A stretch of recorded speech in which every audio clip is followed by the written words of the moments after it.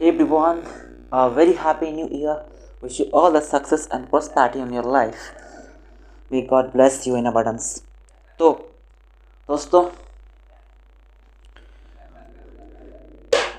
बहुत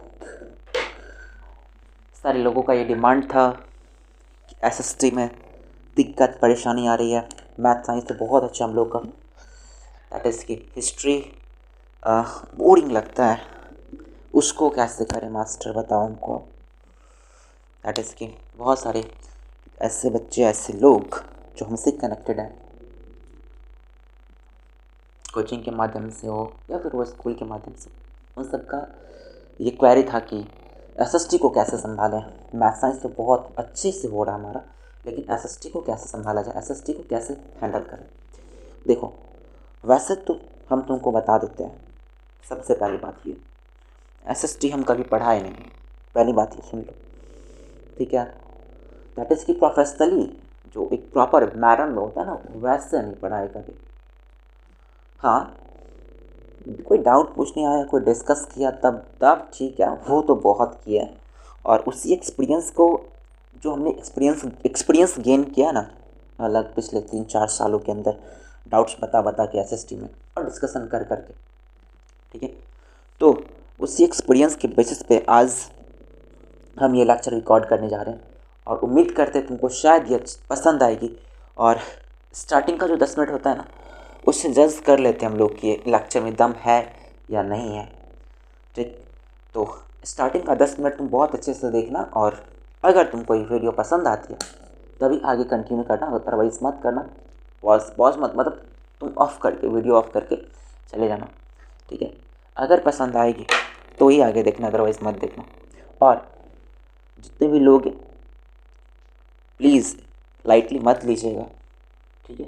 क्या पता हम आपको समझा जाए भारत में राष्ट्रवाद, वॉट एवर जो भी आपका सब्जेक्ट है, हिस्ट्री, ज्योग्राफी, एक बस अच्छे से सुनते रहिए। और आप तो जानते ही हैं हम एक शायर भी हैं, तो शायरी के अंदाज में ही आंसर क्वेश्चन लिखवा देते हैं, ठीक है ना, एसएसटी में। चलो ट्राई करते हैं। देखो, तुमको समझाते हैं राष्ट्रवाद क्या होता है, तुमको समझाते हैं भारत में राष्ट्रवाद क्या होता है, लेकिन उससे पहले समझो तुम कि राष्ट्रवाद है क्या एक्चुअली, दैट इज़ की व्हाट इज़ नेशनलिज्म। राष्ट्रवाद क्या होता है समझो, ध्यान से देखना और समझने की कोशिश करना। हम पहले तुमसे राष्ट्रवाद की बात करें उससे पहले तुमको एक चीज़ हम बताना चाहेंगे। चलो बात बताते हैं वो चीज़, सुन अच्छा से देख। राष्ट्रवाद क्या है, भारत में राष्ट्रवाद चैप्टर का नाम है ना तुम्हारा, कि राष्ट्रवाद होता क्या है। राष्ट्रवाद सबसे पहले फर्स्ट ऑफ ऑल ये एक सद्भावना है। राष्ट्रवाद एक सद्भावना है जो किसी भी मनुष्य या फिर किसी भी देश के नागरिक, किसी भी वतन का जो नागरिक होता है ना, किसी भी कंट्री के सिटीजन के दिल में पनप सकता है, दिल में उसकी जागृति हो सकती है, दैट इज़ की उस सद्भावना की जागृति हो सकती है, और होनी भी चाहिए, तभी वो राष्ट्रवादी कहलाएगा, ठीक।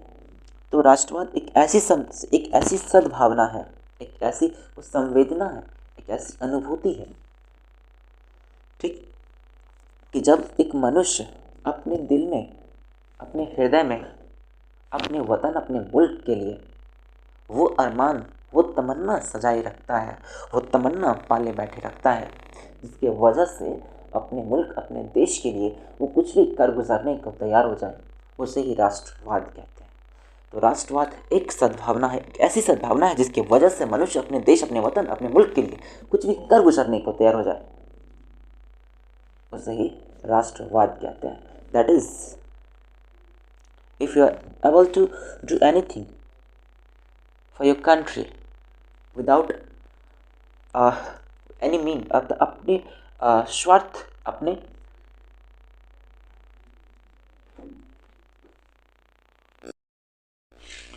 अपने स्वार्थ को छोड़ के, दैट इज की स्वार्थ निहित होके अपने देश, अपने वतन के लिए, अपने मुल्क के लिए तुम कुछ भी कर गुजरने को अगर तैयार हो जाते हो, ठीक। तो तो उस सद्भावना को तुम्हारी जो ये सद्भावना है अपने देश के लिए, अपने वतन के लिए ना,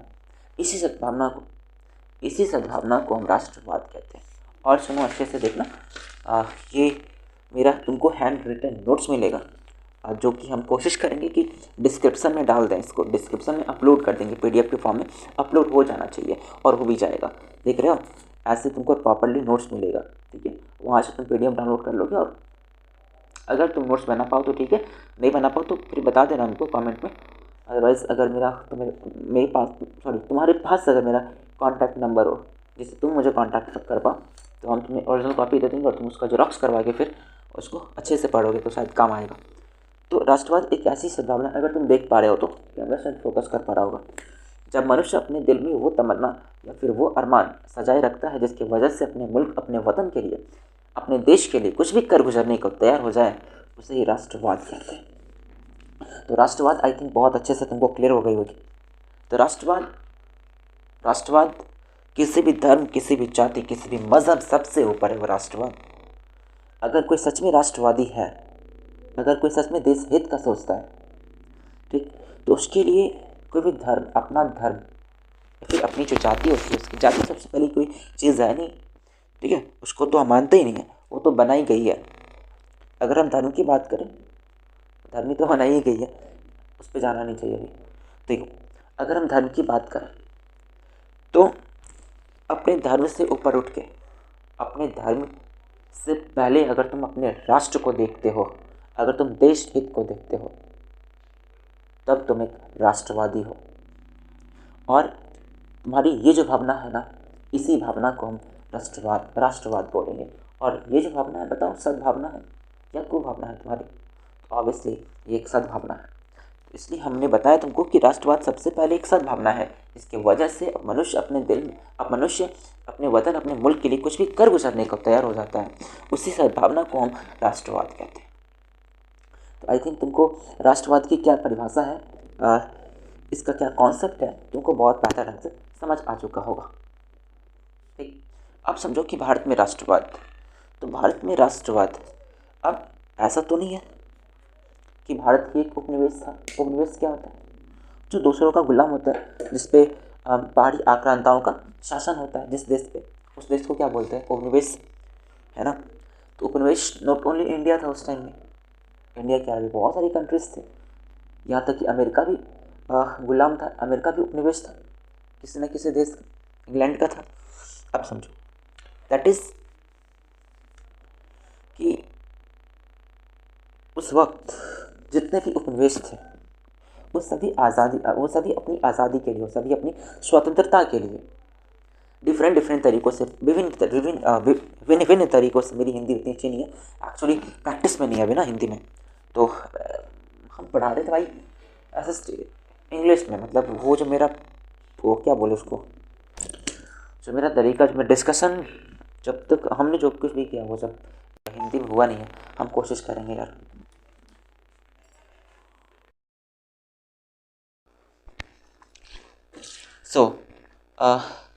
आप सब ये समझ चुके होंगे कि राष्ट्रवाद क्या है। अब राष्ट्रवाद के बाद हम लोग आते हैं, राष्ट्रवाद को हम समझते हैं, ठीक, उसके बाद हम लोग बात करते हैं आंदोलन की। इस टॉपिक पे फिर से आएंगे, लेकिन पहले समझिए आंदोलन क्या होता है। व्हाट इज़ मूवमेंट या फिर व्हाट इज़ क्रांति? क्रांति क्या होती है? क्रांति क्या होती है? अगर मात्रा इधर उधर हो जाए तो माफ़ करिएगा, क्योंकि मेरी हिंदी बहुत अच्छी है बट प्रैक्टिस में भी नहीं है, तो इधर उधर होते रहता है।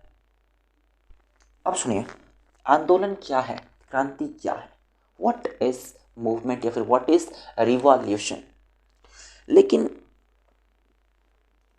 क्या से पहले हमें ये जानना चाहिए कि आंदोलन क्यों, वाई रिवॉल्यूशन, वाई मूवमेंट, क्यों रिवॉल्यूशन, वाई आंदोलन होता ही क्यों है, क्रांति होती ही क्यों है, इसके पीछे का रीज़न क्या है, इसके पीछे का कॉज, इसके पीछे का लॉजिक क्या है, एसएसटी में भी क्यों होता है, क्या से पहले हमेशा हमें क्यों पे फोकस करना चाहिए। अगर हमें क्यों पता चल गया तो क्या अपने आप खुद ब खुद समझ आ जाएगा। तो समझिए आंदोलन क्यों, वाई रिवॉल्यूशन, वाई रिवॉल्यूशन, आंदोलन क्यों, इसको ऐसे समझते हैं। एक एग्जाम्पल लेते हैं और ये शायद सब रिलेट भी कर पाएंगे। लेट सपोज अपने फैमिली में आप सबसे, आप अपने भाई बहन में सबसे बड़े हो, ठीक है। अगर कोई फेस्टिवल आता है, अगर कोई फेस्टिवल आता है, लेट सपोज हम दिवाली की बात कर लेते हैं। तो दिवाली में क्या होता है, सबसे पहले जो हमारे घर के छोटे बच्चे होते हैं उनके लिए सबसे पहले गिफ्ट्स की बात करें या फिर कपड़ों की बात करें तो सबसे पहले किन के लिए खरीदी जाती है, दैट इज की जो प्राथमिकता है वो किसको दी जाती है, छोटे बच्चों को दी जाती है। हाँ या ना बोलिए। तो क्योंकि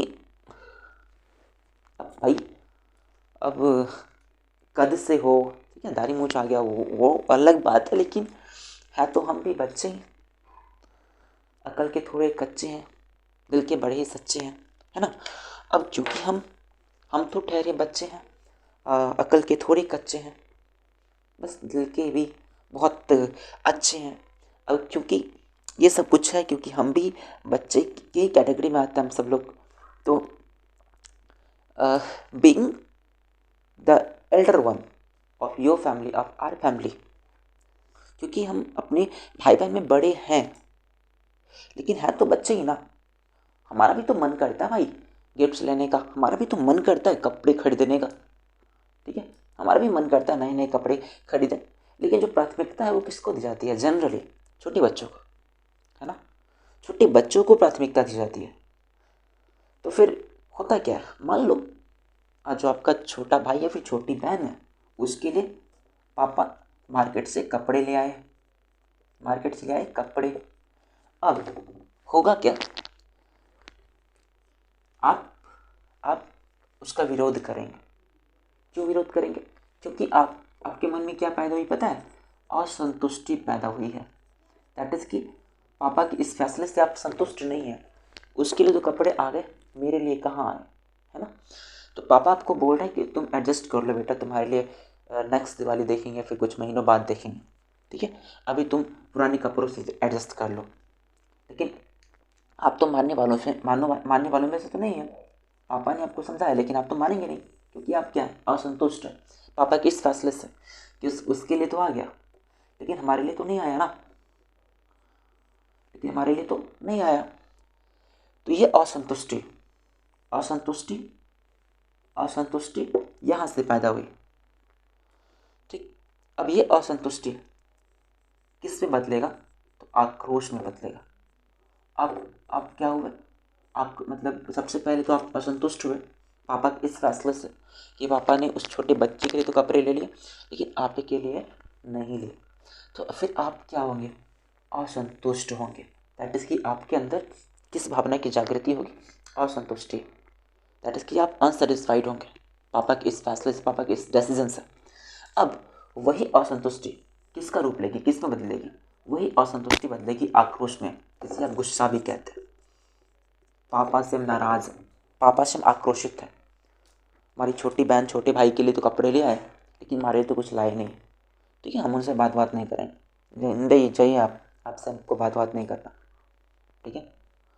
अब ये आक्रोश, ये गुस्सा, अब क्योंकि भाई फैमिली में तो सब अपने ही लोग हैं ना, पापा भी आपके अपने हैं, पापा से आप बहुत प्यार करते हैं, मम्मी से बहुत प्यार करते हैं, आप छोटे भाई बहन से बहुत प्यार करते हैं। तो ये गुस्सा जो आवेगा या फिर जो आक्रोश, ये जो असंतुष्टि है ये किस में बदली, आक्रोश में बदली। आक्रोश बोलें या गुस्सा बोलें, ठीक। तो फिर ये किस में बदल जाती है, नाराज़गी में।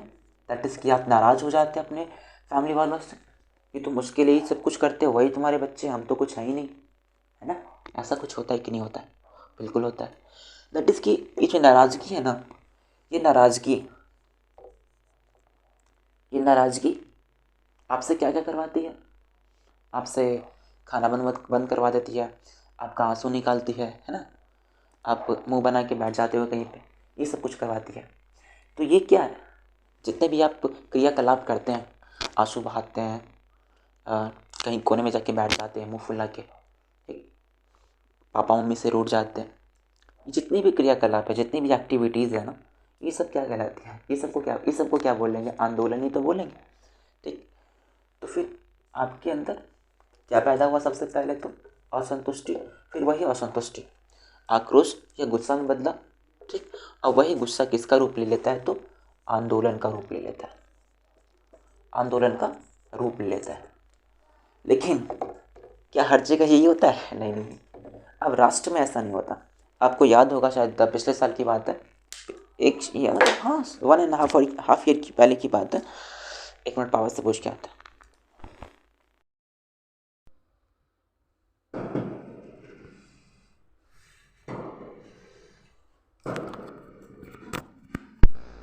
सो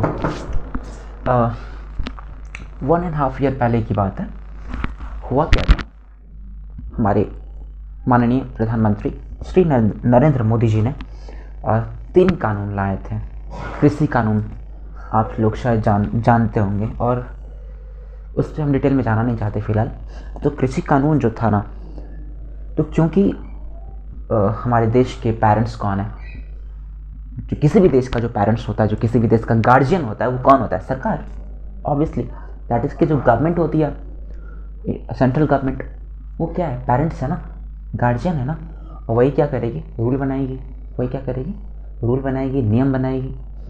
उस नियम के अकॉर्डिंग आपको चलना होगा, ठीक। अगर वो आपको नियम पसंद नहीं आती तो आप क्या करते हैं? उसका विरोध करते। मान लीजिए ऐसा कि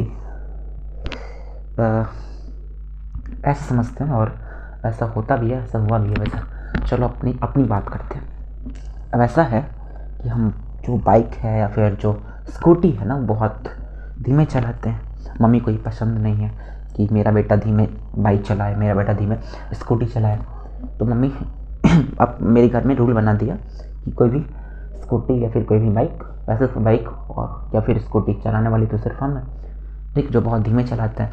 तो मम्मी कहती है कि तुमको धीमे नहीं चलाना, अगर धीमे चलाओगे तो फिर तुमको चाबी नहीं मिलेगी, ठीक। तो हम क्या ही करें? तो मम्मी ये रूल बना दी। अब मम्मी को क्या समझाए? मम्मी धीमे चलाना चाहिए गाड़ी को, अदरवाइज़ एक्सीडेंट हो जाएगा, तेरा बेटा टपक जाएगा, ऊपर चले जाएगा। तो मम्मी समझती नहीं। मम्मी कहती कि नहीं, तुमको बहुत फास्ट चलाना है, धीमे तुम मत चलाओ। धीमे चलाने मतलब धीमे नहीं चलाना चाहिए भाई। धीमे चलाने से जो है ना, रेपुटेशन ख़राब होता है अपना। तेरा रेपुटेशन है, कुछ नाम है तेरा मार्केट में, और तुम धीमे बाइक चलाएगा तो फिर यही बात है। तो मम्मी रूल बना दिया कि जो बाइक धीरे चलाएगा, धीमे चलाएगा, उसको चाबी नहीं दी जाएगी, ठीक। तो क्योंकि अपने फैमिली की जो हेड मेंबर है, मम्मी पापा तो भाई मम्मी भी है, तो मम्मी ने रूल बनाया। उसी रूल के अकॉर्डिंग हमको चलना होगा अगर उस बाइक का चाबी हम चाहते हैं तो। लेकिन हम तो ठहरे जिद्दी, हमने भी क्या दिया, हमको धीमे ही बाइक चलाना है, फास्ट बाइक चलाना नहीं है, ठीक। अब उस नियम का हम क्या कर रहे हैं? विरोध कर रहे हैं कि नहीं, मुझे चाबी चाहिए, मुझे चाबी चाहिए, मुझे चाबी दो, मुझे चाबी दो। सिमिलरली ऐसा ही कुछ हुआ था। तो कृषि कानून जो बनाया गया था ना, राकेश टिकैत वॉट एवर जो भी नाम था, टिकैत नाम था उनका, ठीक। तो कृषि कानून जो बनाया गया था, ठीक, किसानों की भलाई के लिए, पंजाब में बहुत लोगों ने उसका विरोध किया, और कुछ राजनीतिक षड्यंत्रों के वजह से ये कानून फिर वापस लेना पड़ा था मम्मी को नहीं, मतलब प्रधानमंत्री जी को, ठीक है। प्रधानमंत्री जी ने उसको फिर वापस ले लिया था। तो पॉलिटिक्स में नहीं आते, समझते हैं। तो राकेश टिकैत उस आंदोलन के क्या थे? प्रणेता थे। दैट इज़ कि उस कानून का विरोध कौन किए थे? राकेश टिकैत किए थे। तो हमारी जो सरकार थी 1-2 साल पहले, जो हमारी सरकार है, माननीय श्री नरेंद्र मोदी जी की सरकार, उन्होंने क्या बनाया था? कानून बनाया था कि कृषि कानून बनाया था। 3 कानून थे उसके टोटल। तो तीनों कानूनों का उन्होंने क्या करवाया था? एक भयंकर हुजूम से क्या करवाया था? विरोध करवाया था। दैट इज़ कि वो आंदोलन। तो सबसे पहले कानून हमारी सरकार ने बनाई। उसके बाद दैट इज़ कि जो बच्चे हैं, दैट इज़ कि जो राकेश टिकैत है और पंजाब के लोग हैं, वो सब क्या है? हमारे देश के लिए बच्चे हैं ना, हमारे देश के बच्चे हैं। जैसे हम बच्चे वैसे वो भी बच्चे, जैसे आप बच्चे वैसे हम भी बच्चे, वैसे वो भी बच्चे। और जो हमारे प्राइम मिनिस्टर है, वो क्या है? हमारे गार्जियन है। तो उन्होंने एक कानून बनाना है, उन्होंने एक कानून बनाया, उन्होंने एक रूल बनाया, उन्होंने एक रेगुलेशन बनाया। उस रेगुलेशन के बेसिस पे हमको चलना था। लेकिन वो जो कृषि कानून है, वो फ्लॉप, मतलब उन लोगों ने फ्लॉप क्यों कर दिया बताते हैं, सब कुछ बताते हैं, सुनो अच्छे से सुनो। देखो भाई, तो हुआ क्या, तो हाँ, तो फिर उस कानून से कुछ लोग असंतुष्ट हुए। दैट इज कि सबसे पहले क्या पैदा हुई, असंतुष्टि पैदा हुई। इस कानून को हम नहीं मानेंगे, ये कानून मेरे लिए सही नहीं है। जैसे धीमे बाइक चलाना मेरे लिए सही नहीं है, सॉरी हाँ ठीक है, धीमे बाइक चलाना मेरे लिए सही नहीं है। सिमिलरली उन लोगों के लिए ना, उन लोगों के लिए राकेश टिकैत और बाकी जो उनके साथ जो भीड़ थे, उन लोगों के लिए वो कानून सही नहीं था। तो क्या हुए, वो उस कानून से सबसे पहले असंतुष्ट हुए। दैट इज कि उस कानून की वजह से उनके अंदर क्या पनपी, असंतुष्टि पनपी। और वही असंतुष्टि किस में बदल गई, आक्रोश या फिर बोले गुस्सा में बदल गई। और वही आक्रोश किसका रूप ले लिया, आंदोलन का रूप ले लिया। और जो आंदोलन है ना, उसका दो रूप हो सकता है। आंदोलन भी दो तरीके के हो सकते हैं। एक हो सकता है हिंसात्मक और दूसरा हो सकता है अहिंसात्मक। क्या तुमको बात इतनी सी समझ आती है? अगर हाँ तो हाँ बोलो, ना तो ना बोलो, लेकिन कमेंट सेक्शन में मुंह से मत बोलो कुछ भी, ठीक है। अब समझो आगे की बात करते हैं। अब देखो, अब उस वक्त के जितने भी उपनिवेश थे ना, उपनिवेश मतलब समझते हो ना, मतलब जितने भी राष्ट्र थे, जितने भी देश थे, उन सभी राष्ट्रों, उन सभी देशों पे विदेशी आक्रांताओं का शासन था, विदेशी लोगों का शासन था। दैट इज कि वैसा नेशन, वैसा देश, वैसा मुल्क, वैसा वतन जिसपे विदेशी आक्रांताओं का शासन होता है, उस देश को क्या बोलते हैं, उपनिवेश बोलते हैं। एक से